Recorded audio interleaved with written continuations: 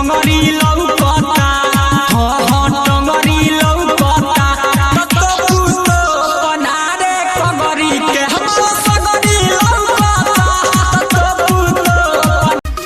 Hello राजा जी प्रणाम करतानी छठ करे के इंतजाम करतानी रउआ हाली से टिकट कटानी तोरा पोता मन ना रह पाई तोहरा बिना एको छान हो सियारवा के छोड़ के तू पिया घर गईबू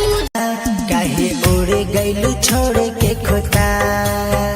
पनी दिलवा के हमारा तोता काहे उड़ गइलू छोड़ के खोता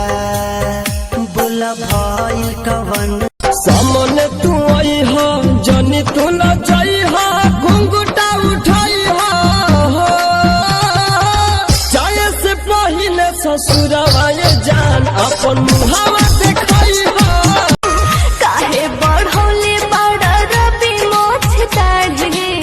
काहे बढ़ौले बड़ा रवि मोछ दाढ़ी प्रीति दादा प्यार में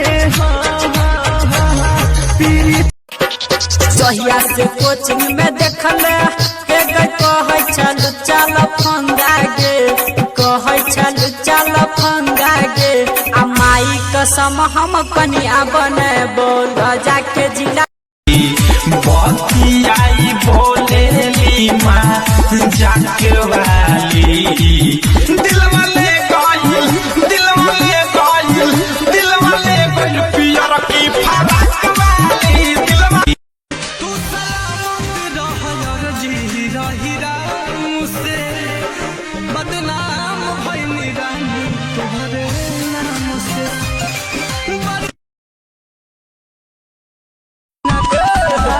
खालो ये राजा हमार फल बर मसिया सर्दी जुकाम कबो होई ना खसिया कि तहरा मुँह में धराइला तो छटकता खालो मरत रहे दुनिया यही तो मिलता तहरा यो तो कहता मिलता तहरा यो तो कहता खालो मरत रहे दुनिया यही तो मिलता काहे तो कहता मिलता काहे यहाँ तो कहता।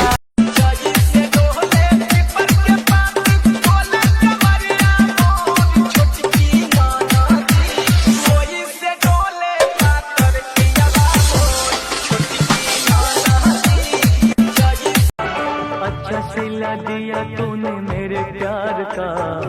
अच्छा सिला दिया तूने मेरे प्यार का यार ने ही लूट लिया घर यार का अच्छा सिला दिया तूने मेरे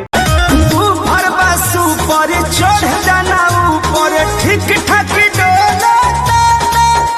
अरे तेज करो साउंड मन बाटे डाउन बम बम न बोलता मेरे चांद को देख कर चांद भी शर्मा गया।